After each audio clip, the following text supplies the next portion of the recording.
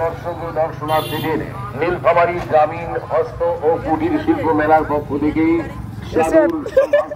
ও প্রাণ ঢালার শুভেচ্ছা। তুই লুক দিয়ে ভিডিও করবি, পিছন দিয়ে ধরিস তুই ভিডিও কর।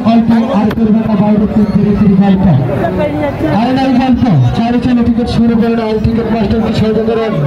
আর ভাই নিজের টিকিট নিজের কাছে রাখেন, অন্য জনকে বলবো না যে ইস্তেমা করার চেষ্টাই করবেন না।